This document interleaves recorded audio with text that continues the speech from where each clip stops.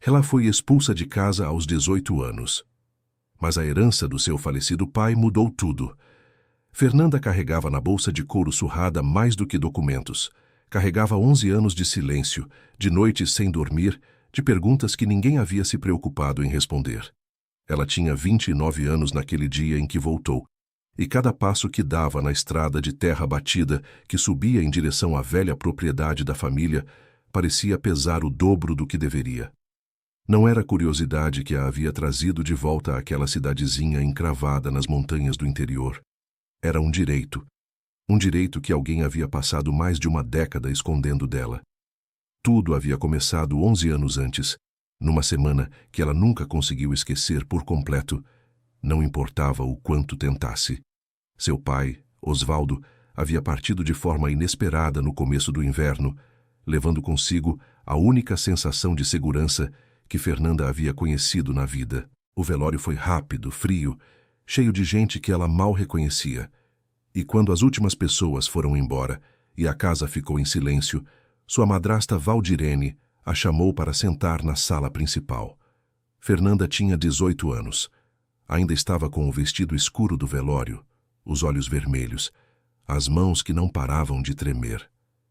Ela achou que Valdirene queria conversar sobre o luto, sobre os próximos dias, sobre como iriam atravessar aquele momento juntas. Não foi isso que aconteceu.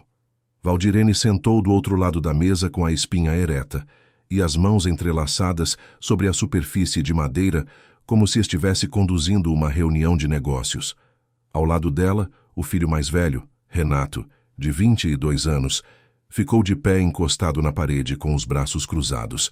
A filha mais nova, Camila, de 16, estava sentada no canto mais distante do sofá, olhando para o chão. "Ah, Fernanda!" Valdirene começou com uma voz que não tinha nenhum calor. "Preciso ser direta com você porque não temos muito tempo e há muitas coisas a resolver. Seu pai não deixou nada registrado em seu nome. A propriedade, as terras, tudo que há aqui pertence à família. E família, neste caso, são os meus filhos." Fernanda ficou olhando para ela por um momento sem entender. "Como assim?" Ela perguntou com a voz que mal saía. "Não há testamento, não há documento, não há nada com o seu nome." Valdirene disse isso com uma calma que gelava. "Seu pai e eu conversamos sobre isso muitas vezes. Ele entendia que os bens deveriam ficar com quem ficou aqui, cuidando de tudo. Você é jovem, vai reconstruir sua vida. Mas aqui não tem mais lugar para você." Renato não disse uma palavra. Apenas ficou olhando para Fernanda, com aquela expressão de quem já havia decidido que o assunto estava encerrado antes mesmo de começar. Camila continuou com os olhos fixos no chão, e aquele silêncio da menina mais jovem foi a única coisa que ficou gravada com clareza na memória de Fernanda, além das palavras da madrasta. Fernanda não tinha advogado. Não tinha dinheiro para buscar um. Não tinha ninguém naquela casa que fosse lutar por ela. Seu pai havia sido tudo o que ela tinha, e ele havia partido sem deixar nenhum bilhete. Ou pelo menos, era o que ela acreditava naquele momento.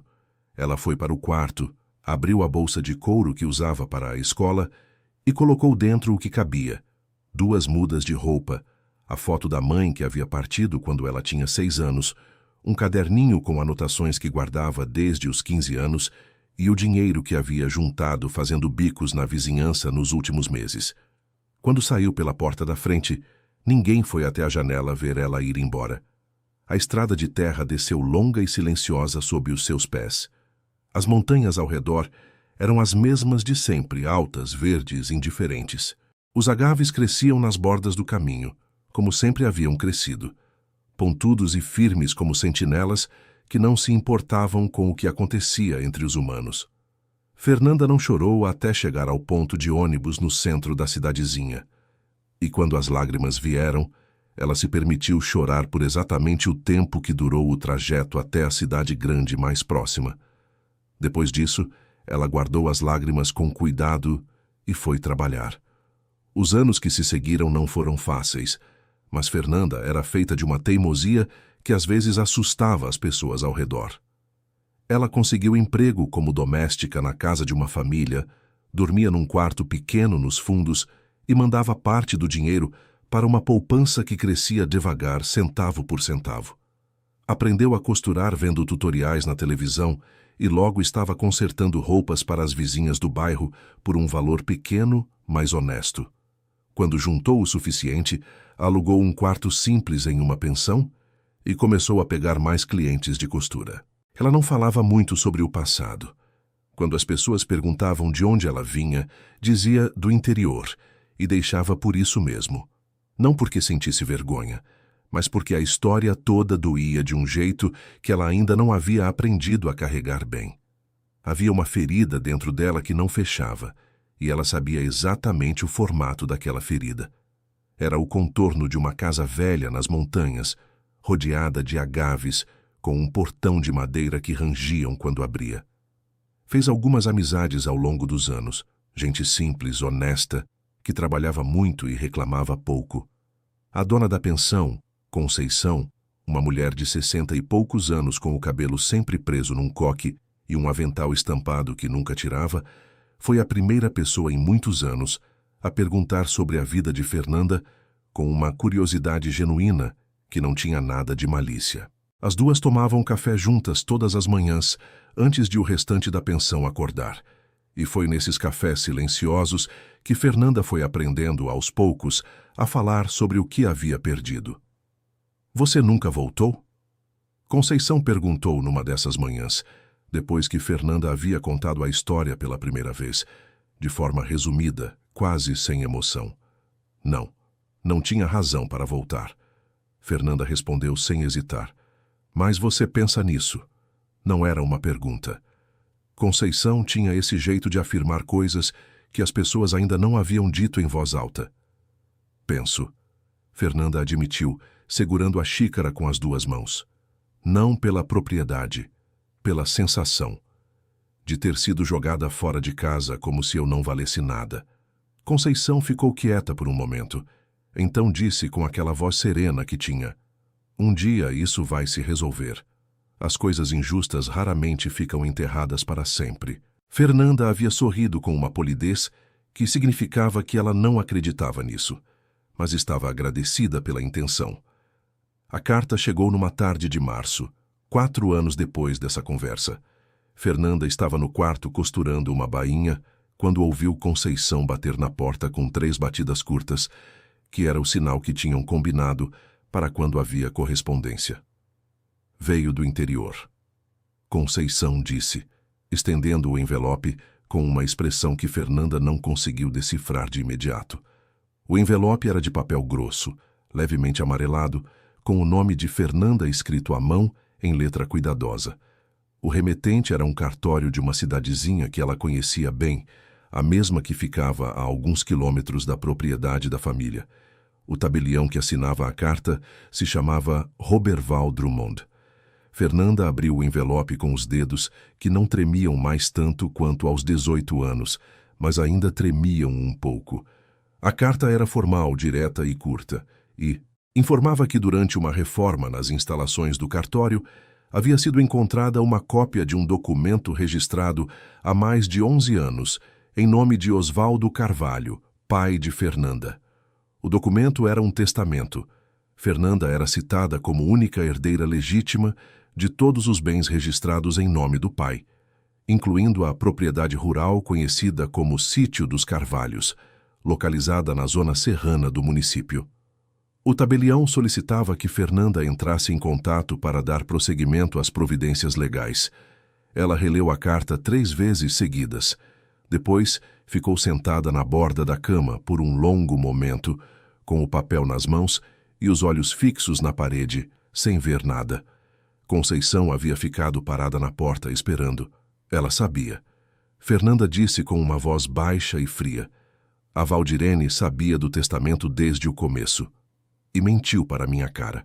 Conceição entrou no quarto, sentou na cadeira ao lado da janela e ficou quieta, que era exatamente o que Fernanda precisava naquele momento.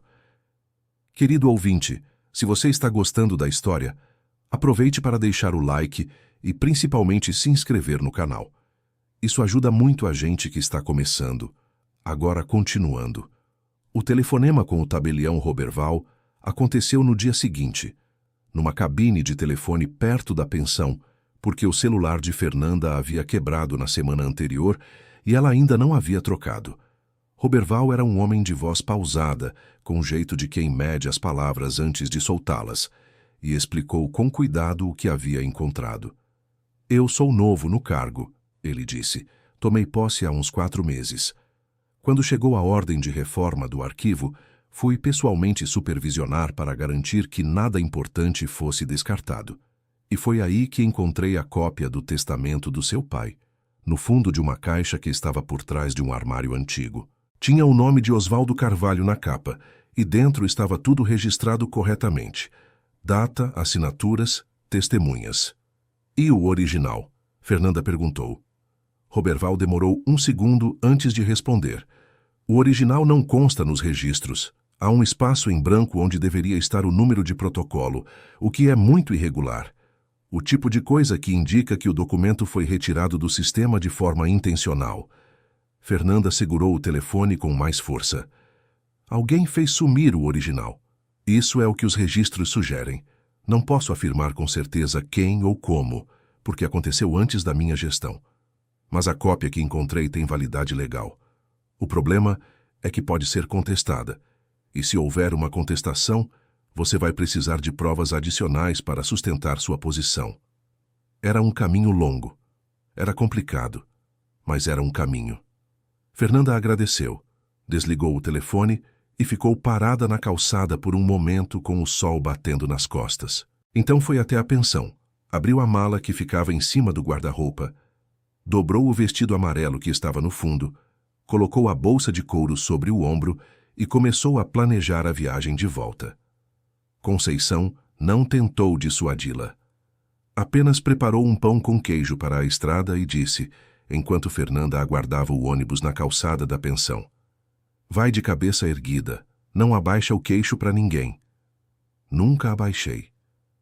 Fernanda respondeu com um canto de sorriso que chegou aos olhos pela primeira vez em muito tempo. O ônibus percorreu as estradas sinuosas por quase 4 horas antes de chegar ao município. Fernanda ficou a maior parte do trajeto, com o rosto voltado para a janela, vendo as montanhas aparecerem gradualmente no horizonte, primeiro como sombras distantes, depois como presenças concretas e imponentes que pareciam crescer conforme o ônibus avançava. O céu estava de um azul intenso, com nuvens altas e brancas que se moviam devagar sobre os picos. Havia algo doloroso e ao mesmo tempo familiar naquele verde todo. O cheiro da terra úmida que entrava pelas frestas da janela. O jeito como a luz do sol batia diferente ali, mais direta, mais quente na pele. Fernanda fechou os olhos por um instante e percebeu que debaixo de tudo o que sentia, havia algo que ela não esperava encontrar. Saudade. Não saudade da madrasta, não saudade de Renato ou das coisas que havia perdido. Saudade do lugar, das manhãs com seu pai na varanda, do barulho do vento entre as folhas dos pés de mandioca que ele cultivava no quintal, do cheiro de café que atravessava a casa inteira logo cedo. Osvaldo era um homem simples, de poucas palavras, mas que havia amado a filha da única forma que sabia, com presença e dedicação silenciosa. A lembrança doeu como sempre doía, mas dessa vez Fernanda não a empurrou para escanteio. Deixou doer. Ia precisar de tudo que carregava por dentro para enfrentar o que vinha pela frente. O centro da cidadezinha estava praticamente igual. Algumas fachadas novas, 1 ou 2 estabelecimentos que não existiam antes, mas a praça era a mesma com o coreto no meio e os bancos de cimento embaixo das árvores grandes. Fernanda foi direto ao cartório, que ficava numa rua paralela à praça principal, numa construção de tijolo à vista com uma placa simples na porta. Roberval era um homem de uns 40 anos, cabelos grisalhos nas têmporas, óculos de armação grossa, com um jeito cuidadoso de se mover, que combinava com a voz pausada do telefone. Ele a recebeu com uma seriedade respeitosa, fez ela sentar, trouxe a cópia do testamento em uma pasta transparente e colocou sobre a mesa com cuidado, como se fosse algo frágil. Aqui está, ele disse, empurrando a pasta em direção a ela. Está tudo em ordem. Assinatura do seu pai, data, 2 testemunhas. Mas como eu disse, sem o original e sem as testemunhas que possam confirmar que estiveram presentes no ato, a parte contrária pode questionar. Quem eram as testemunhas? Fernanda perguntou, olhando o documento. 2 nomes. O primeiro é de um homem que, de acordo com os registros municipais, se mudou da região há mais de 6 anos. O segundo é de uma mulher chamada Eunice Batista Moraes. Fernanda levantou os olhos do papel. Dona Eunice. Você a conhece? Era a melhor amiga da minha mãe. Fernanda respondeu com uma voz que ficou menor. Morava na propriedade ao lado da nossa. Ela ficou quieta por um segundo, processando. Dona Eunice havia sido testemunha do testamento. Havia estado presente no cartório com o pai de Fernanda. E por mais de 11 anos havia ficado em silêncio. Havia uma razão para esse silêncio. E Fernanda precisava descobrir qual era antes de qualquer outra coisa. Saiu do cartório com a pasta debaixo do braço e a bolsa de couro no ombro. A estrada de terra que levava ao sítio dos Carvalhos subia entre os morros por uns 2 quilômetros além do centro. E Fernanda fez esse caminho a pé, como havia feito tantas vezes na infância. Os agaves cresciam nas margens, as folhas pontudas voltadas para o céu. As pedras da estrada estavam cobertas de musgo nos cantos úmidos. O ar tinha aquele cheiro particular de terra e mato e serragem que ela havia carregado na memória por todos esses anos sem perceber. Quando a propriedade apareceu ao fundo da curva, Fernanda parou. O sítio dos Carvalhos havia se transformado em outra coisa. O portão de madeira estava preso com uma corrente enferrujada que rangia com o vento. As cercas que delimitavam as terras estavam caídas em vários pontos. A vegetação havia tomado conta de tudo, com uma determinação que parecia deliberada. Trepadeiras cobriam quase toda a fachada da casa de pedra, crescendo pelas frestas das janelas, subindo pelo telhado. O jardim que Osvaldo havia cultivado com tanto cuidado havia se tornado um emaranhado de mato alto e arbustos invasores. Os canteiros de temperos que ficavam à esquerda da entrada estavam irreconhecíveis, mas a casa estava de pé, e o portão ainda tinha o mesmo trinco de ferro que Fernanda havia aprendido a abrir com um movimento específico do pulso quando tinha uns 8 anos. Ela ficou parada na beira da estrada por um longo momento, olhando para aquela propriedade que havia sido expulsa dela 11 anos atrás. Havia uma dor estranha naquele abandono todo. Não era raiva exatamente, embora raiva também houvesse. Era uma tristeza mais funda, do tipo que vem quando a gente vê algo bom sendo desperdiçado por descuido ou indiferença. Valdirene havia mantido a propriedade registrada em seu nome todos esses anos. Não havia vendido, não havia construído nada, não havia feito nada. Havia simplesmente deixado apodrecer, como se o único objetivo fosse garantir que Fernanda não tivesse. A propriedade ao lado, separada por uma cerca de arame antigo, era de Dona Eunice. Aquela estava claramente habitada, as janelas abertas, um varal com roupas, um cão velho deitado na sombra perto da porta. Fernanda tomou um fôlego fundo e foi até lá. Bateu na porta com 3 batidas firmes. Esperou. Demorou um pouco mais do que ela esperava, e Fernanda estava pensando em bater de novo quando a porta se abriu. Dona Eunice havia ficado velha. Não era a palavra mais gentil, mas era a mais honesta. A mulher que Fernanda lembrava tinha cabelos escuros presos numa trança, uma risada alta e fácil e um jeito de andar que parecia nunca ter pressa. A Eunice, que abriu a porta, era uma senhora de uns 70 anos, cabelos completamente brancos, as costas um pouco curvadas, as mãos marcadas pelo tempo, mas os olhos eram os mesmos, castanhos, atentos, capazes de ver além do que as pessoas mostravam. Eles se olharam por um segundo em silêncio. Então Dona Eunice colocou a mão na boca e fechou os olhos por um instante, como se estivesse contendo alguma coisa que estava prestes a transbordar. Fernanda, disse ela com uma voz que saiu pequena. Dona Eunice. Fernanda respondeu com uma calma que custou esforço manter. A velha senhora abriu a porta mais, fez um gesto com a cabeça, chamando para dentro, e foi caminhando devagar em direção à cozinha, sem dizer mais nada. Fernanda entrou. A casa de Dona Eunice cheirava a canela e a fumo de lenha, um cheiro que ficou na memória de Fernanda, associado à infância, as tardes que sua mãe a trazia para visitar a amiga enquanto os dois velhos conversavam na varanda. A cozinha era pequena, limpa, com um fogão de 4 bocas e uma mesa coberta com uma toalha floral um pouco desgastada. Havia um galho de arruda pendurado acima da janela, como sempre havia. Dona Eunice colocou uma panela no fogo sem falar nada. Fernanda sentou na cadeira de sempre, que ficava do lado esquerdo da mesa com o encosto voltado para a janela, e esperou. Você foi buscar o testamento. Dona Eunice disse de costas para ela, mexendo o café. Fui, Fernanda respondeu. Eu soube que um tabelião novo havia chegado e que tinha mexido nos arquivos. A velha virou com as 2 xícaras nas mãos e as colocou sobre a mesa com cuidado. Fiquei esperando a hora que você aparecia aqui. Por que não me procurou? Fernanda perguntou. A pergunta saiu direta, sem acusação, mas também sem suavidade. A senhora estava lá quando meu pai registrou o testamento. A senhora sabia que existia. Dona Eunice sentou do outro lado da mesa e envolveu a xícara com as 2 mãos antes de responder. Demorou um tempo que parecia longo. Fernanda, quando sua madrasta soube que você tinha ido embora, ela veio até aqui. A voz saiu firme, mas baixa. Veio com o Renato. Disse que se eu abrisse a boca sobre o testamento, ou sobre qualquer coisa relacionada aos bens do Osvaldo, ia fazer a minha vida muito difícil. Não especificou como, mas a Valdirene tem um jeito de ameaçar que dispensa explicações. E eu já era velha, sozinha, com uma saúde que não estava das melhores. Fiquei com medo.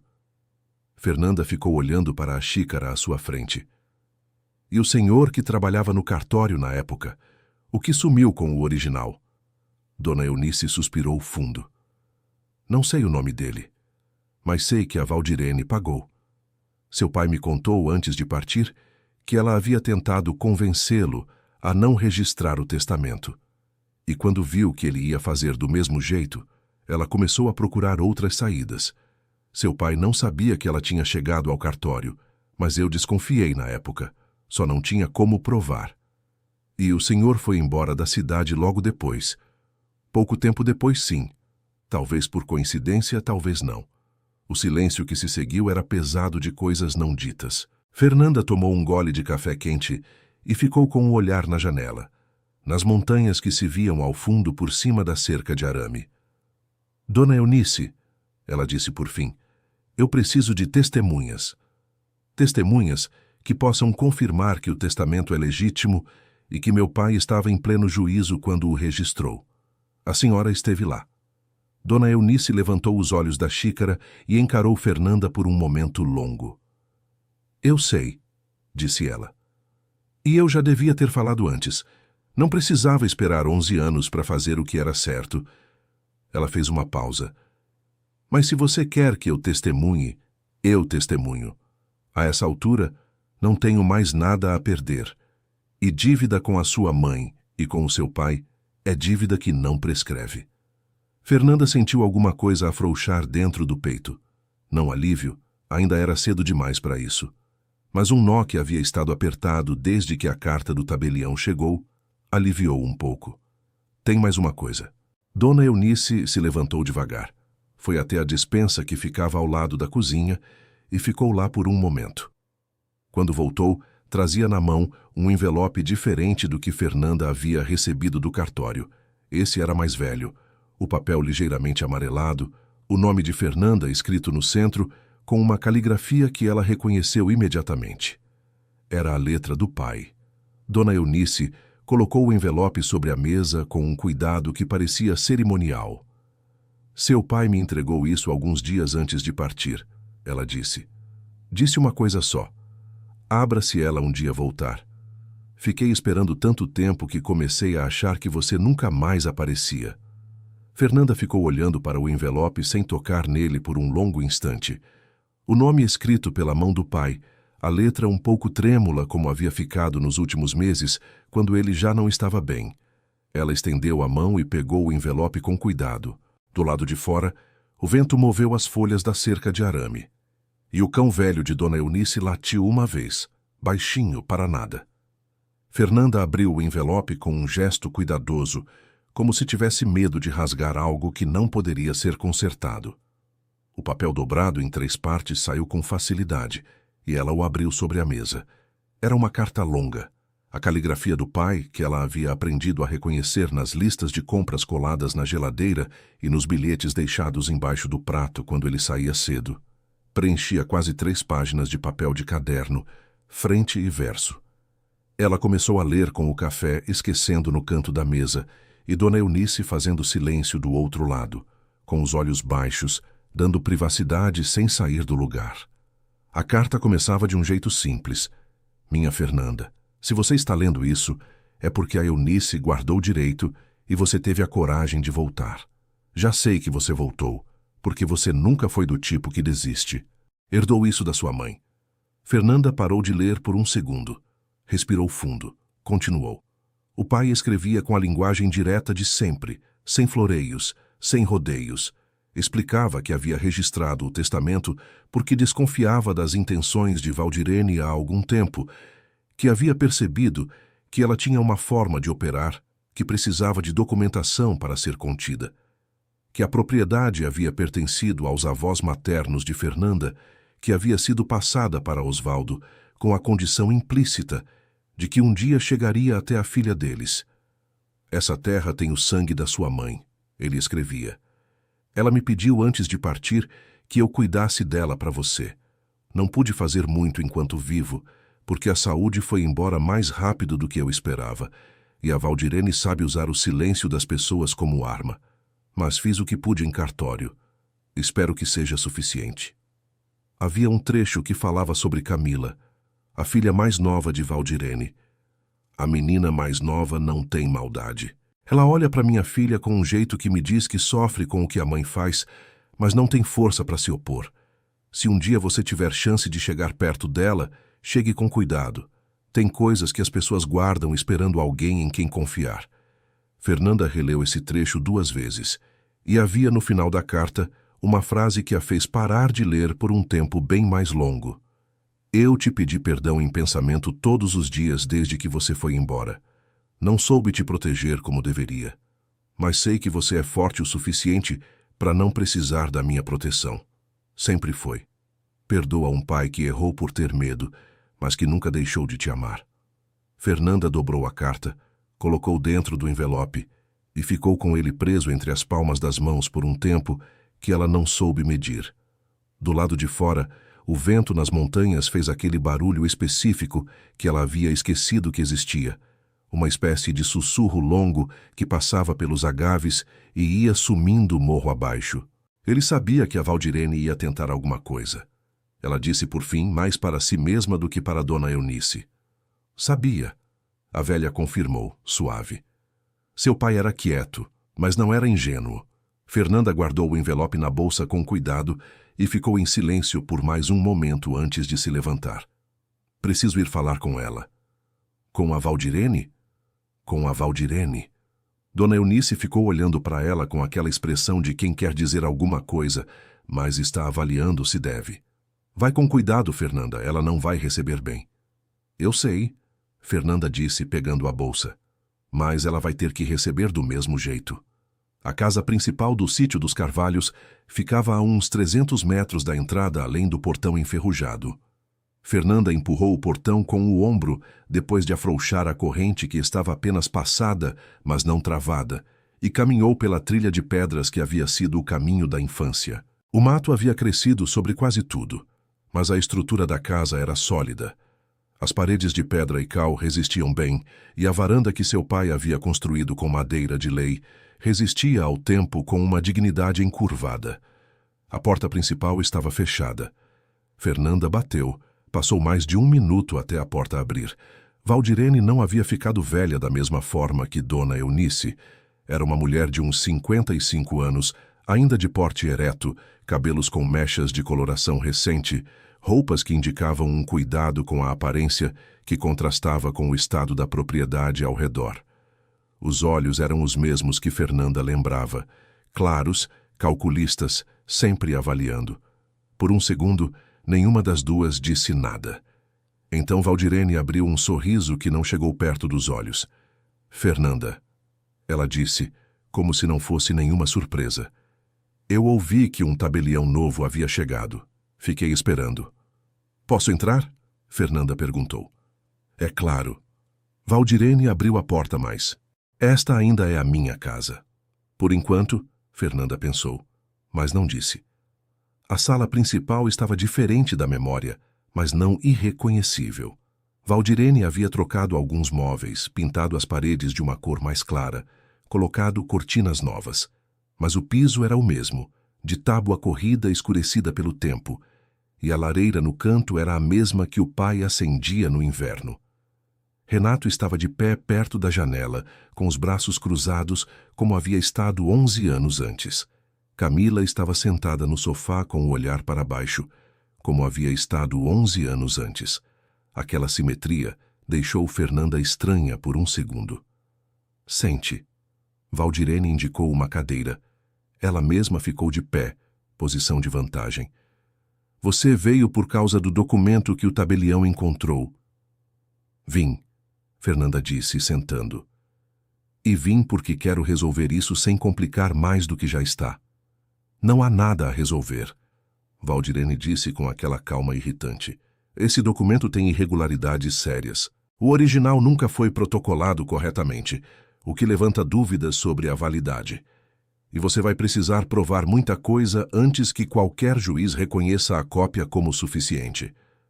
Tenho uma testemunha, Fernanda disse, que esteve presente no cartório quando meu pai registrou.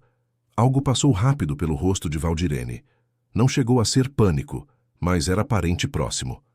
Qualquer testemunha que você traga vai ser uma pessoa que não viu nada nos últimos 11 anos, ela disse, ajustando o tom. Além disso, há questões sobre o estado de saúde do seu pai nos meses anteriores à sua partida. Ele não estava bem, Fernanda. Estava tomando medicamentos que podem afetar o julgamento. Temos documentação médica que comprova isso. Fernanda ficou imóvel. Você vai usar a saúde do meu pai como argumento para invalidar a última vontade dele. Estou dizendo que há questionamentos legítimos sobre o estado cognitivo dele na época. Valdirene respondeu com uma frieza que só alguém que havia praticado muito consegue manter. Renato e eu vamos contestar o testamento formalmente. Vai ser um processo longo, caro e desgastante. Não seria mais simples você aceitar o que eu oferecer de forma amigável? Quanto?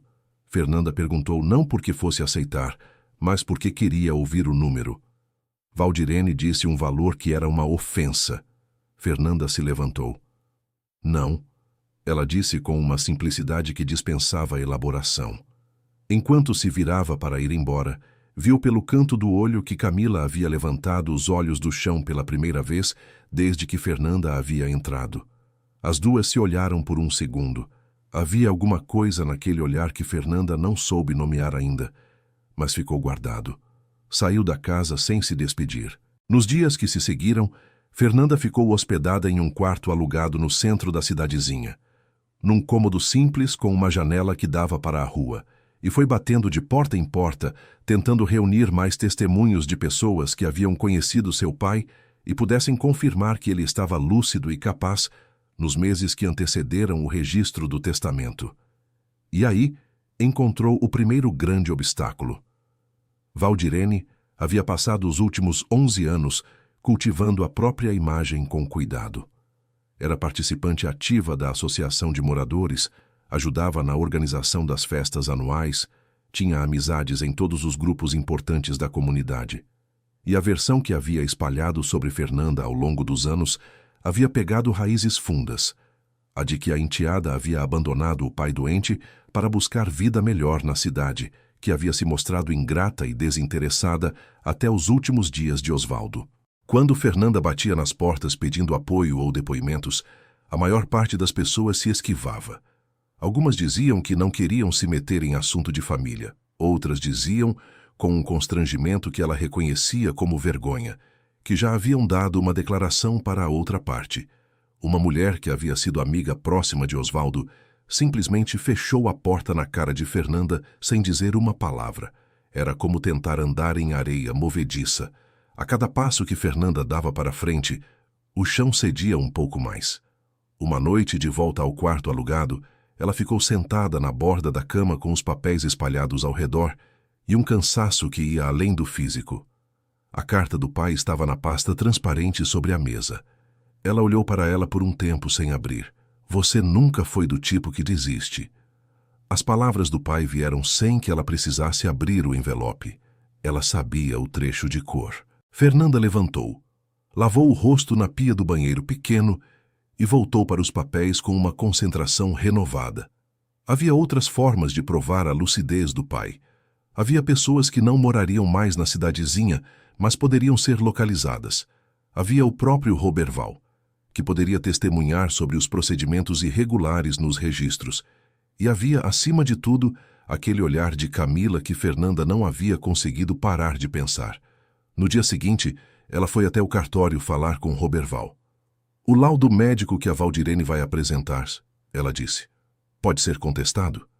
Roberval ajustou os óculos e escolheu as palavras com cuidado, como sempre.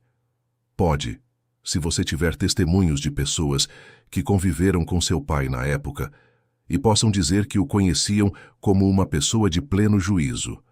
O problema é a credibilidade dessas testemunhas perante as da outra parte. E se eu conseguir provar que o testamento original foi retirado de forma intencional dos arquivos? Roberval ficou quieto por um momento. Isso mudaria bastante as coisas, porque indicaria que houve uma interferência deliberada nos documentos, o que joga uma luz diferente sobre a contestação. Mas, para provar isso, precisaria de alguém que soubesse como foi feito. Fernanda ficou olhando para ele. Onde o funcionário que estava aqui antes foi trabalhar depois que saiu?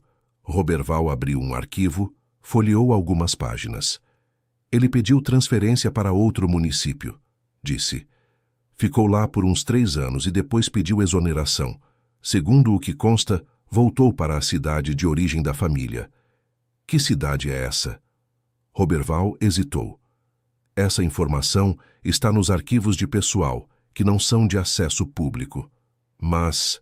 Ele fez uma pausa deliberada. Posso dizer que o nome do município está mencionado numa correspondência que chegou aqui ano passado sobre o encerramento do cadastro dele. Não era uma resposta direta, mas era o suficiente.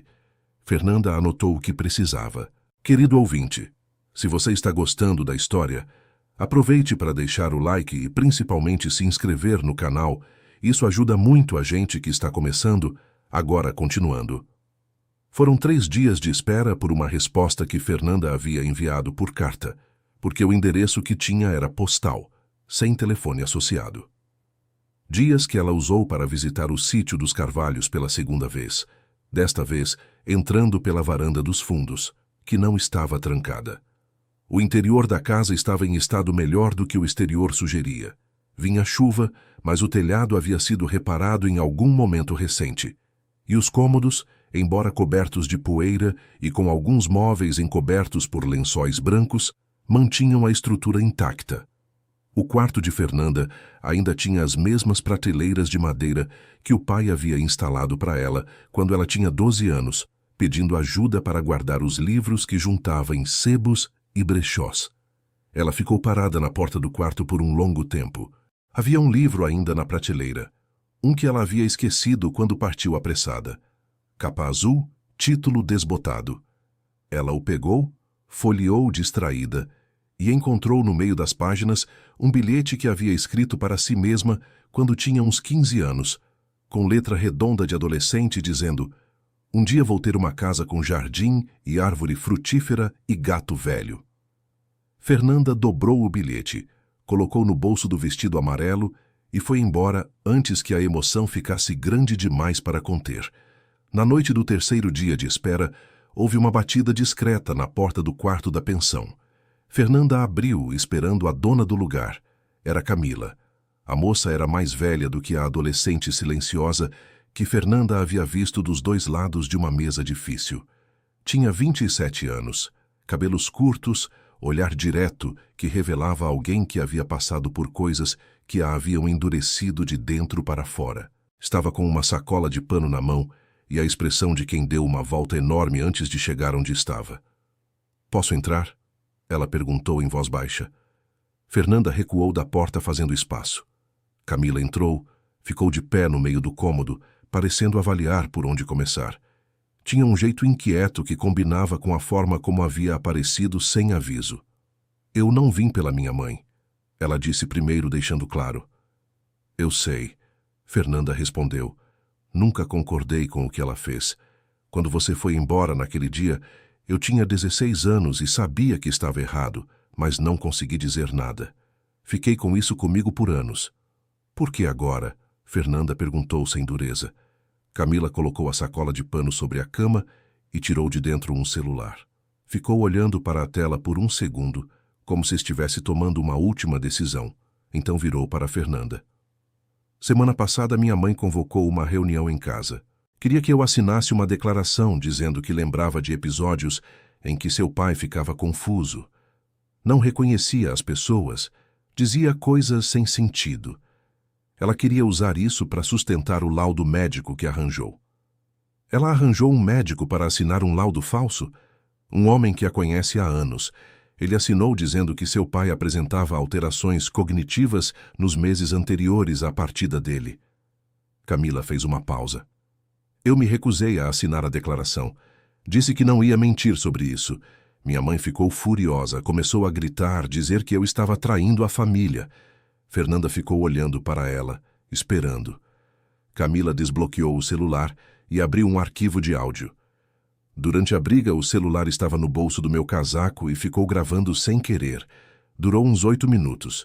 No meio da gravação, minha mãe diz com todas as letras que sabia do testamento desde o início. Ela fez uma pausa e fala do nome do funcionário que foi pago para sumir com o original. O silêncio que se seguiu era denso como parede. Fernanda ficou olhando para o celular que Camila segurava estendido. O áudio era a peça que resolvia tudo. Com ele, não havia contestação possível, porque era a própria Valdirene confirmando o que havia feito. Era o fim do processo. O testamento seria reconhecido. A propriedade voltaria para Fernanda. Mas havia um problema que Fernanda sentiu no peito antes mesmo de formular em palavras. Usar aquele áudio significava expor Camila. A moça havia gravado a própria mãe sem intenção, mas apresentar a gravação formalmente seria declarar publicamente que a filha havia entregado a mãe. E Valdirene não era o tipo de pessoa que perdoava isso. Camila seria cortada da família com uma ferocidade que Fernanda conhecia bem, porque havia passado pelo mesmo. Ela ficou em silêncio por um momento. Você sabe o que vai acontecer se eu usar isso, ela disse. Camila assentiu com uma calma que deixava claro que havia pensado nisso por tempo suficiente. Sei, mas eu não consigo mais carregar o peso de ser cúmplice de uma injustiça que aconteceu antes de eu ter idade suficiente para entender o que era. Eu tinha 16 anos quando você foi embora. Não podia fazer nada. Tenho 27 agora. Posso. Sua mãe não vai te perdoar, Fernanda disse. Minha mãe nunca me viu como filha de verdade. Sempre fui um instrumento. Camila disse isso sem amargura, apenas com a precisão de quem já chegou a uma conclusão depois de muito tempo pensando. Você vai usar esse áudio e vai recuperar o que é seu. E eu vou poder dormir sem acordar no meio da noite pensando que sou igual a ela. Fernanda ficou quieta por um longo momento. Havia uma parte dela que queria perguntar se Camila tinha certeza, que queria dar uma saída, que queria proteger aquela moça da dor que estava prestes a se abater sobre ela. Mas sabia, por experiência própria, que as pessoas de 27 anos que chegam a uma decisão, depois de 11 anos de carregar culpa, não precisam de mais tempo. Precisam de alguém que as leve a sério. Muito bem, Fernanda disse, mas vou apresentar de uma forma que te proteja tanto quanto possível. Não precisa ser seu nome que aparece primeiro. Deixe eu conversar com o Roberval sobre como fazer isso. Camila assentiu. Havia um alívio sutil no rosto dela, que Fernanda reconheceu. Era o alívio de quem finalmente faz o que deveria ter feito há muito tempo. Tem mais uma coisa, Camila disse ainda de pé no meio do cômodo. O médico que assinou o laudo. Minha mãe pagou por fora, mas ele assinou com o carimbo oficial. Se você quiser contestar o documento, vai precisar provar que foi forçado ou pago, e ele mora aqui na cidade. Não foi embora.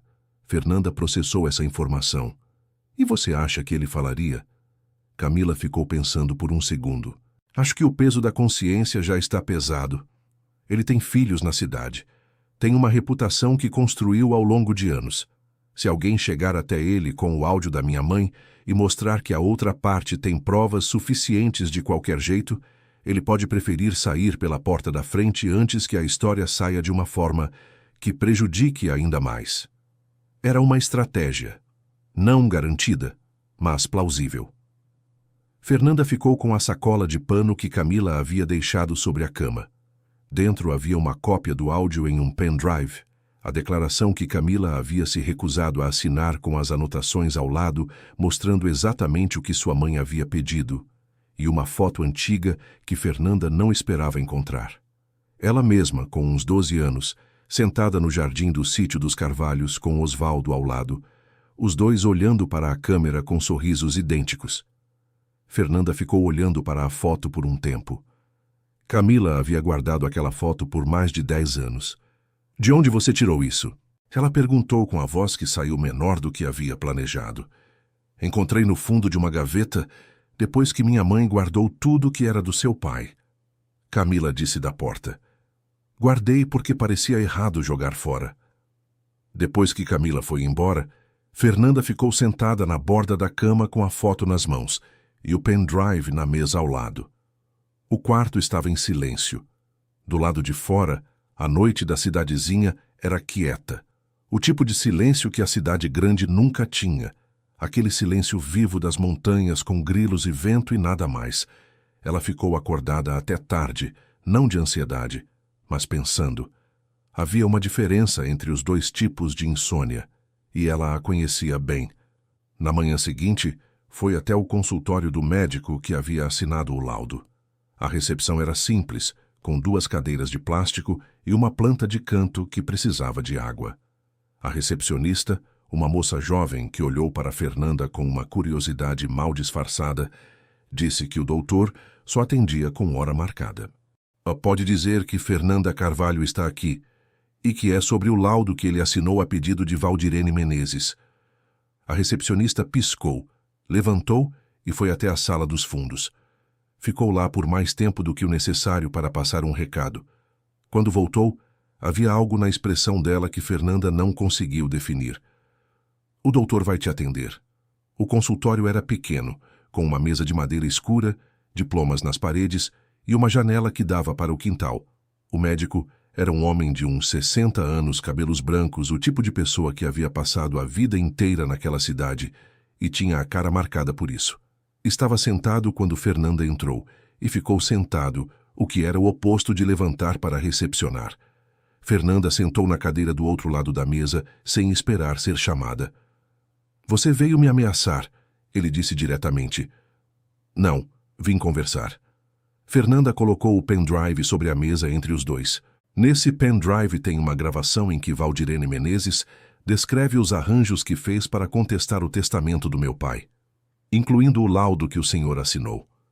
O médico ficou olhando para o pendrive. Uma gravação pode ser questionada. Pode. Mas junto com o depoimento de Dona Eunice Batista Moraes, que esteve presente no cartório quando o testamento foi registrado e que pode confirmar que meu pai estava em pleno juízo, e com as irregularidades nos registros do cartório que o tabelião atual já está documentando, o laudo do senhor vai parecer exatamente o que é. Silêncio. Não estou pedindo que o senhor faça nada, Fernanda continuou. Estou dizendo que tenho provas suficientes para seguir em frente de qualquer jeito. O que o senhor vai querer fazer com essa informação é escolha do senhor. Ela se levantou, pegou o pendrive e foi em direção à porta. Espera. A palavra saiu baixa, mas ela parou. Ela disse que era uma questão de proteger a família, que seu pai não estava em condições e que isso era o certo a fazer. A voz do médico era a de alguém que está procurando uma justificativa que ficou pequena com o tempo. Eu me deixei convencer. Não foi por dinheiro. Foi porque a conhecia há muitos anos e quis acreditar que ela era honesta.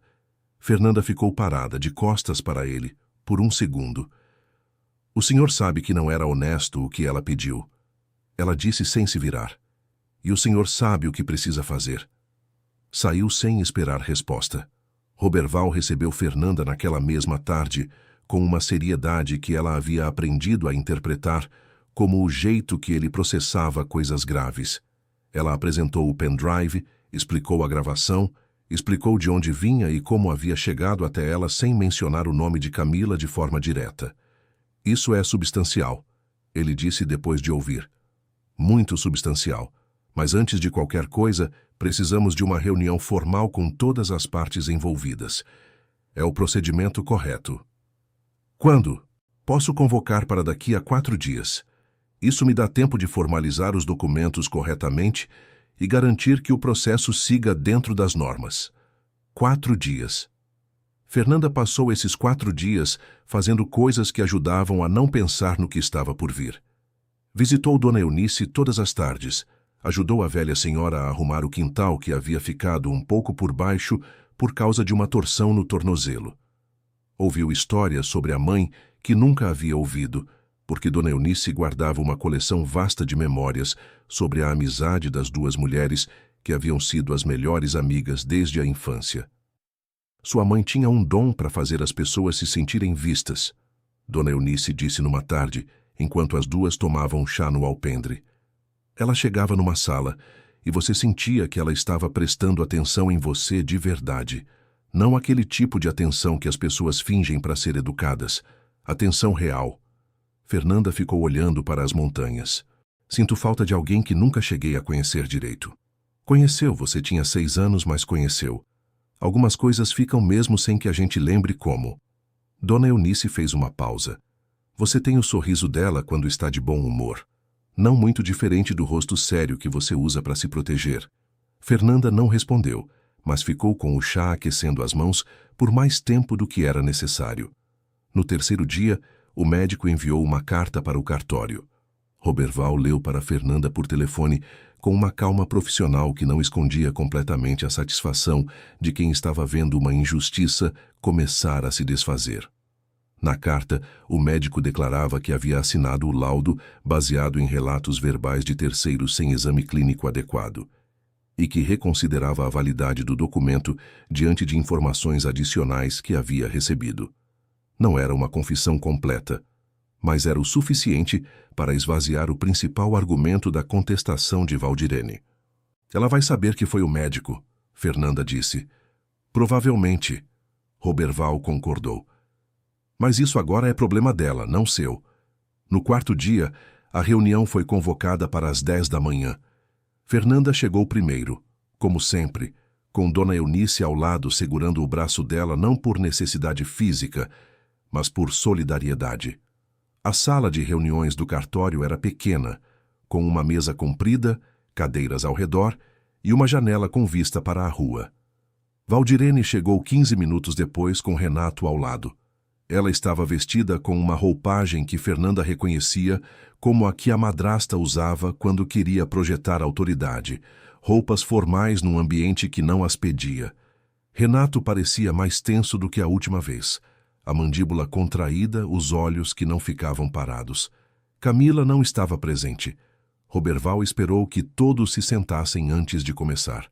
Estamos aqui para discutir a validade do testamento registrado por Osvaldo Carvalho em data, que consta no documento, tendo como única herdeira a filha Fernanda Carvalho. Ele começou com aquela voz que media cada palavra. Foram levantadas contestações pela parte contrária. Abordaremos cada uma delas. Valdirene tentou tomar a palavra antes que Roberval terminasse. Doutor Roberval, já deixei claro que há sérias irregularidades nesse documento e que o estado de saúde do falecido no período em questão vai precisar esperar a minha vez, Dona Valdirene. Roberval disse com uma cortesia que era, ao mesmo tempo, uma linha não negociável. Isso aqui não é debate livre. Valdirene fechou a boca. Roberval apresentou primeiro os documentos relativos às irregularidades nos registros do cartório. O espaço em branco, onde o protocolo do original deveria estar, a cronologia que mostrava quando o documento havia desaparecido do sistema, a correspondência que ele havia localizado sobre o funcionário que havia pedido transferência pouco depois. Apresentou então o depoimento formal de Dona Eunice, que havia sido tomado por escrito nos dias anteriores, confirmando que havia estado presente no cartório junto com Osvaldo no dia do registro, e que o homem estava em pleno juízo, articulado, consciente do que estava assinando. Apresentou a declaração do médico, retirando o laudo, e então apresentou o áudio. Havia tomado o cuidado de conversar com Camila sobre como apresentar a gravação de forma que protegesse a identidade de quem havia gravado o trecho. O que foi apresentado na reunião foi descrito como uma gravação obtida no contexto de uma discussão familiar, sem que os participantes soubessem que estavam sendo gravados, o que era legalmente válido em determinados contextos, e Roberval havia consultado um colega para confirmar. Quando o áudio começou a tocar, a sala ficou em silêncio. A voz de Valdirene saía clara pelo aparelho, reconhecível, inconfundível. Dizia que sabia do testamento desde antes do velório, que havia tomado providências para garantir que o documento não fosse encontrado. Citava o nome do funcionário que havia pago. Dizia, com uma naturalidade que gelava, que a enteada nunca haveria de provar nada porque não tem ninguém do lado dela aqui. Renato ficou imóvel ao lado da mãe. Valdirene, pela primeira vez em todos os anos que Fernanda havia a conhecido, ficou sem nada a dizer. Roberval desligou o áudio. A sala ficou em silêncio por um momento que pareceu muito mais longo do que foi. Então Renato se levantou. Não disse nada. Caminhou até a porta, abriu e saiu. Suas passadas ecoaram no corredor de mármore do cartório até sumir. Valdirene ficou parada na cadeira, olhando para a mesa, com a expressão de quem acaba de ver o chão sair debaixo dos pés. Havia envelhecido 10 anos naqueles últimos minutos, ou talvez o que havia acontecido era que a armadura havia caído e revelado o que estava por baixo. Dona Valdirene, Roberval disse com uma cortesia que não mudou de tom. Há ainda outros pontos processuais a abordar, mas quero perguntar diretamente se a senhora deseja continuar com a contestação do testamento ou prefere encerrar o processo aqui. Valdirene ficou quieta por um tempo que ninguém preencheu. Me dá uma semana, ela disse por fim com uma voz que havia perdido toda a firmeza anterior, para conversar com os meus filhos. Roberval assentiu. Vou anotar isso. Reunião encerrada por hoje. Fernanda saiu do cartório com Dona Eunice, ainda segurando o braço dela. A luz do sol batia diferente do lado de fora. Mais forte, mais direta. A rua estava como sempre, com pessoas passando, o barulho distante do mercado, o cheiro de pão que vinha de alguma padaria que ela não havia descoberto ainda onde ficava. Como você está? Dona Eunice perguntou quando pararam na calçada. Fernanda ficou pensando na pergunta de verdade antes de responder. Aliviada, ela disse. Com medo do que vem depois, mais aliviada. O medo depois do alívio é o sinal de que você acredita que vai ganhar. Dona Eunice disse com aquela sabedoria que não ficava bem em provérbio, mas era exata quando dita por ela. Fernanda quase sorriu. 4 dias depois, Renato apareceu no cartório sozinho, sem avisar, enquanto Fernanda não estava presente. Roberval a ligou logo depois para contar. Ele apresentou uma declaração voluntária. O tabelião disse no telefone, confirmando que tinha conhecimento da existência do testamento desde a partida do seu pai, e confirmando os fatos descritos no áudio em relação às ações da mãe. Disse que queria encerrar o assunto. Fernanda ficou quieta por um segundo. Por que ele fez isso? Não sei. Não me deu explicações além do documento. Mas a declaração dele é substancial. Com ela, qualquer contestação cai por terra definitivamente. Havia algo naquele gesto de Renato que Fernanda não havia esperado. Havia esperado resistência até o fim. Havia se preparado para um processo longo. Não havia se preparado para a possibilidade de que ele pudesse chegar num ponto de saturação e escolher sair de uma forma diferente da que havia entrado. Ela ficou pensando nisso durante algum tempo. Pensou em como as pessoas carregam pesos que não pediram para carregar. Pensou em Camila, que havia guardado a foto por anos. Pensou em Renato, que havia ficado de pé com os braços cruzados a vida inteira ao lado de uma mãe que mandava nele, e que havia chegado num ponto em que não aguentou mais. Não era perdão. Ainda era cedo para isso, e talvez nunca chegasse a ser. Mas era a compreensão de que as histórias das pessoas raramente eram tão simples quanto pareciam de fora.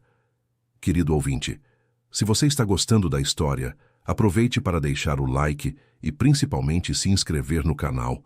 Isso ajuda muito a gente que está começando, agora continuando. O processo foi encerrado formalmente na semana seguinte. Valdirene não compareceu ao cartório. Renato havia dito que ela havia decidido aceitar o resultado e que se mudaria para outra cidade em breve. Fernanda recebeu as chaves do sítio dos Carvalhos numa manhã em que o sol já estava alto e as montanhas tinham aquele azul intenso que o céu de inverno às vezes produzia naquela região. Roberval entregou o molho de chaves com uma seriedade respeitosa e acrescentou sem que ela pedisse: seu pai era um homem que pensou à frente. Pena que não viveu para ver. Fernanda fechou a mão em torno das chaves. O metal estava frio. Ele viu, ela disse. De alguma forma viu. Dona Eunice estava esperando na entrada da propriedade, sentada num toco de madeira que havia aparecido ali havia anos, e ninguém sabia ao certo quando. O cão velho da velha senhora havia vindo junto e estava deitado na sombra da cerca. Quando Fernanda chegou com as chaves na mão, a velha se levantou com uma agilidade que contradizia a curvatura das costas. Abre, Dona Eunice disse simplesmente. Fernanda colocou a chave no cadeado enferrujado do portão, que cedeu com mais facilidade do que esperava. O portão de madeira abriu com aquele rangido de sempre, e as duas entraram pela trilha de pedras cobertas de mato.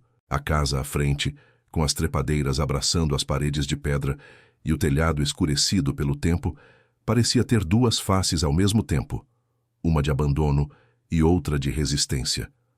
As paredes haviam suportado mais de 11 anos sem cuidado e continuavam em pé. Havia algo naquilo que Fernanda sentiu como uma mensagem, mas não do tipo que vinha de nenhum lugar sobrenatural, apenas do tipo que vem quando a gente projeta nos lugares o que já sente por dentro.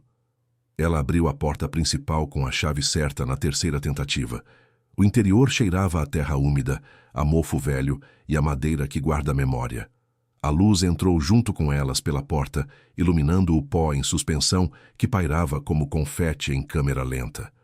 Fernanda ficou parada no meio da sala por um longo instante. Era a mesma sala. Os mesmos pisos de tábua corrida, agora escurecidos pela poeira. A lareira no canto com cinzas antigas. A prateleira que o pai havia construído na parede ao lado da janela, ainda com 2 vasos vazios que Fernanda lembrava de ter visto com flores. A janela que dava para o jardim, agora uma cortina verde de vegetação densa. Dona Eunice ficou parada ao lado, respeitando o silêncio. Vai dar trabalho, Fernanda disse por fim. Vai, Dona Eunice concordou. Mas está de pé. Está. Fernanda foi até a janela, abriu o trinco e empurrou. A folha de madeira cedeu com esforço, soltando uma névoa de poeira, mas abriu. O ar fresco das montanhas entrou de uma vez, junto com o barulho distante dos pássaros e o cheiro de terra molhada do jardim. Era um começo. Nos dias que se seguiram, Fernanda foi aprendendo o estado real da propriedade com a paciência de quem não tem pressa, porque já esperou muito tempo por aquilo. A estrutura principal estava boa. O telhado havia sido reparado de forma irregular em alguns pontos, mas nada que não pudesse ser corrigido. O poço d'água funcionava. A parte elétrica precisava ser refeita. O jardim era um trabalho enorme, mas jardim era algo que crescia em resposta ao cuidado, e ela sabia dar cuidado. Começou pela varanda dos fundos, que havia sido o lugar preferido do pai. Tirou o mato com as próprias mãos durante uma tarde inteira, com luvas de borracha que havia comprado no mercado. Limpou as pedras do piso, que tinham ficado soltas em alguns pontos. Pintou a balaustrada com o resto de tinta branca que havia encontrado num armário da despensa. Quando terminou no fim da tarde, com a luz das montanhas descendo dourada sobre a varanda limpa, sentou no mesmo lugar em que o pai costumava sentar. Havia prometido a si mesma que não ia chorar enquanto trabalhasse. Mas sentada ali no final do dia, com as mãos doendo e a varanda cheirando a tinta e a terra revolvida, chorou. Não de tristeza, pelo menos não só de tristeza, de alívio, de cansaço, de alguma coisa que não tinha nome, mas que havia estado represada por 11 anos. Deixou passar.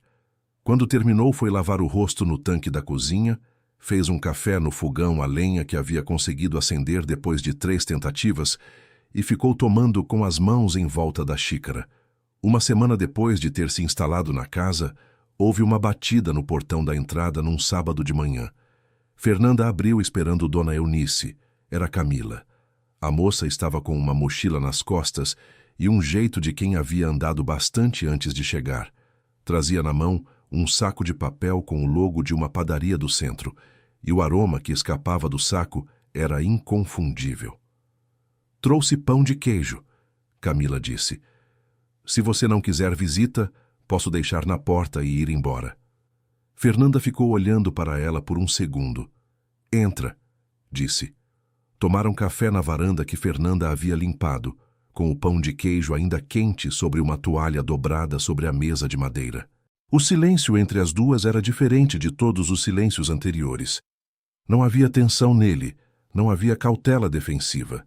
Era o silêncio de duas pessoas que estavam, pelas primeiras vezes, simplesmente presentes num lugar sem que nenhuma delas precisasse se defender de nada. "Como está sua mãe?" Fernanda perguntou por fim. Camila ficou um segundo em silêncio. "Saiu daqui com o Renato", ela disse. "Foram para onde o Renato tem uns contatos de trabalho. Não sei os planos deles. Minha mãe não falou comigo antes de ir." "Me desculpa." "Não precisa. Eu já tinha me despedido dela antes mesmo disso." Camila disse com uma clareza que não era frieza, era apenas chegada a um ponto. "Tem coisas que a gente só consegue ver quando para de tentar ser o que os outros precisam que a gente seja." Fernanda assentiu devagar. "Seu pai era legal." Camila disse depois de uma pausa, olhando para o jardim. "Sempre me tratou com gentileza, apesar de tudo que minha mãe fazia. Lembro dele me deixando ajudar a cuidar das plantas aqui no jardim. Ele explicava as coisas com uma paciência que minha mãe nunca teve." Fernanda ficou olhando para o jardim também. Ele era assim. Paciência de pedra quando precisava. "Tenho saudade disso", Camila disse, e havia uma honestidade desarmada nessa frase que fez Fernanda virar para ela. "Você pode ajudar a recuperar o jardim se quiser", Fernanda disse. "É trabalho, não é visita turística, mas se você tiver vontade." Camila olhou para ela com uma expressão que demorou um segundo para se ajeitar no rosto, como se precisasse de um momento para processar que estava sendo convidada ao invés de tolerada. "Quero", ela disse simplesmente. A partir daquele sábado, Camila passou a aparecer nos finais de semana. Chegava cedo, ia embora quando a luz começava a baixar, sem fazer grandes cenas de chegada ou saída, apenas estando ali com uma presença que era útil e discreta ao mesmo tempo. As duas trabalham sem precisar falar o tempo todo, o que é a marca de uma companhia que serve de verdade. Dona Eunice passou a aparecer 3 vezes por semana, geralmente de tarde, quando o trabalho mais pesado já havia sido feito e era hora de tomar chá na varanda. Às vezes, a velha trazia Camila na conversa de uma forma orgânica, contando histórias da mãe de Fernanda, que incluíam o jardim e as flores e o jeito que os canteiros haviam sido dispostos originalmente. Era ela que havia escolhido plantar os agaves nas bordas da estrada. Dona Eunice contou numa dessas tardes. Disse que eram bonitos e duros ao mesmo tempo, que não precisavam de muito cuidado e não reclamavam da chuva nem da seca. Fernanda ficou olhando para os agaves que ainda ladeavam a entrada da propriedade, sobreviventes de tudo, pontudos e firmes. "Ela escolheu bem", disse. Os meses foram passando com aquela consistência de quem está reconstruindo algo tijolo por tijolo. Fernanda contratou um homem da cidade que entendia de alvenaria para corrigir o telhado nos pontos problemáticos. Conseguiu um eletricista que havia feito o serviço elétrico de outras casas na região e que cobrou um preço justo depois de ver o estado da fiação. Pintou as paredes internas com cal branca, que é o tipo de coisa que transforma um ambiente sem precisar de muito, trazendo luz para os cantos que haviam ficado escuros por anos demais. O jardim Foi o trabalho mais longo. Fernanda havia comprado mudas no mercado municipal, levado em consideração as histórias de Dona Eunice sobre o que havia sido plantado originalmente e começado a recompor os canteiros com uma combinação do que havia sido e do que ela queria que fosse. Reintroduziu os pés de manjericão e alecrim que eram memória olfativa de infância. Plantou um pé de limão no canto que o pai havia deixado vazio durante anos, sem que ela soubesse por quê, e que Dona Eunice havia revelado ser o lugar que a mãe havia reservado para uma árvore frutífera quando tivesse tempo. Num sábado em que Camila a ajudava a replantar um canteiro de flores junto ao muro do lado direito, a moça perguntou de cabeça baixa e mãos na terra: "Você pensa em ficar aqui de vez?" Fernanda parou o que estava fazendo por um segundo. "Penso", ela disse. "Ainda estou decidindo como. Tenho os clientes de costura na cidade, mas tem jeito de fazer daqui também, se organizar bem." "A cidade é menor", Camila disse, "mas quem sabe como qualidade de vida é melhor." "Você ficou aqui?" "Fiquei." Camila sorriu um pouco. A primeira vez que Fernanda via esse sorriso surgir sem nenhuma reserva. "E às vezes me arrependo que não fui embora mais cedo para aprender mais coisa. Mas estou aqui agora, e parece que era onde eu devia estar." Fernanda olhou para os agaves lá na frente, para as montanhas além, para o azul do céu acima dos picos. "É como chegar em casa", ela disse por fim, mais para si mesma do que para Camila. "Mesmo quando a casa está diferente do que a gente lembrava." A meia-irmã ficou quieta, mas havia um assentimento silencioso naquele silêncio que era a resposta suficiente. Numa terça-feira de manhã, quando Fernanda estava costurando perto da janela da sala, que havia se tornado o espaço de trabalho improvisado, o celular tocou. Era um número que ela não reconhecia. "Fernanda Carvalho?" disse uma voz masculina que ela levou um segundo para associar. Era Renato. Ela não havia esperado essa ligação. Ficou segurando o celular por um momento antes de responder. "Sim", disse com uma calma que precisou de esforço. "Sou Renato." Ele disse desnecessariamente. "Não vou ligar de novo depois dessa, então pode ficar tranquila. Só queria dizer uma coisa." Fernanda esperou. "O que fiz a declaração que dei ao tabelião não foi só porque percebi que ia perder. Foi porque passei anos sabendo que estava errado e não tive coragem de dizer. Não estou pedindo desculpa porque não acho que desculpa resolve nada nesse caso. Mas queria que você soubesse." Silêncio. "Eu ouvi." Fernanda disse por fim. "Tá bom", ele respondeu, e havia algo na voz que ela não havia ouvido antes nele. Um cansaço honesto, sem performance. "Espero que fique bem." A ligação encerrou. Fernanda ficou com o celular na mão por um momento, olhando para a janela. O jardim lá fora estava em recuperação, as plantas novas crescendo devagar ao lado do que havia sobrevivido ao abandono. Um pássaro pousou no galho mais baixo do pé de limão recém-plantado, ficou por um instante e foi embora. Não era perdão. Ela ainda precisaria de tempo para chegar lá, ou talvez o perdão nunca viesse de uma forma nomeada, apenas como uma ausência gradual do peso que havia carregado. Mas havia algo naquela ligação que fechava uma última porta que havia ficado entreaberta. Ela voltou para a costura. As semanas que se seguiram foram as mais tranquilas que Fernanda havia tido em muitos anos, talvez em todos os anos desde a partida do pai. Havia uma rotina nova se estabelecendo com a naturalidade das coisas que são certas. O café cedo com a vista para o jardim, o trabalho de costura pela manhã com a luz boa da janela voltada para o leste, a tarde na propriedade cuidando do que precisava, e o fim do dia na varanda dos fundos com o cheiro de terra e o barulho do vento descendo das montanhas. Conceição ligou da pensão numa sexta-feira à noite para saber como estava. "Você está bem", disse a mulher com aquele jeito de afirmar o que não havia precisado ser dito. "Consigo ouvir pela voz." "Estou", Fernanda disse. "Estava me acostumando a não estar, então é estranho. Mas estou." "Bom, aqui o quartinho continua reservado no caso de você precisar de um lugar." "Obrigada, Conceição.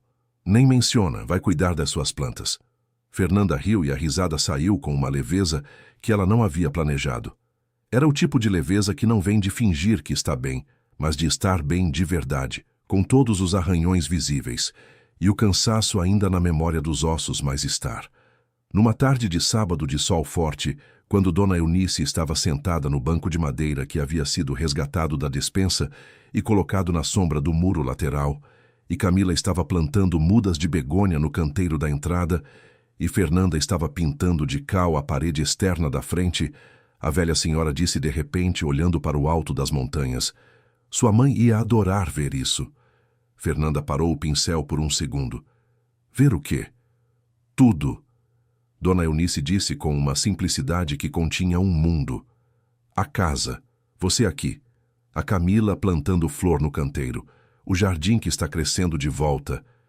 Ia adorar." Fernanda olhou para o jardim, para Camila ajoelhada na terra com as mãos cheias de musgo, para os agaves lá na entrada, para as montanhas ao fundo com o céu de sábado sobre elas.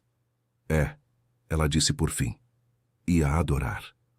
Voltou a pintar a parede, e foi ali, naquele gesto simples de pincel sobre pedra, com o cheiro de cal e o barulho do vento, e a companhia de duas pessoas que haviam chegado por caminhos que ela não havia escolhido, mas haviam se revelado necessários, que Fernanda percebeu que a ferida que havia carregado durante 11 anos não havia fechado com o testamento, nem com a reunião no cartório, nem com as chaves frias na mão. Havia fechado naquele momento comum, com os pés na terra do pai, com a tinta branca nas mãos, com o jardim da mãe crescendo de volta ao fundo. Era isso que era pertencer. A gente sabe quando chega. Fim da história. Esta foi uma história que tocou nossos corações de um jeito especial. Agora nos conte o que você achou. Você acredita que Fernanda fez certo em usar o áudio para lutar pelo que era seu? Deixe a sua opinião aqui nos comentários. Isso aquece muito o nosso coração. Não esqueça de deixar seu like e se inscrever no canal para não perder as próximas histórias.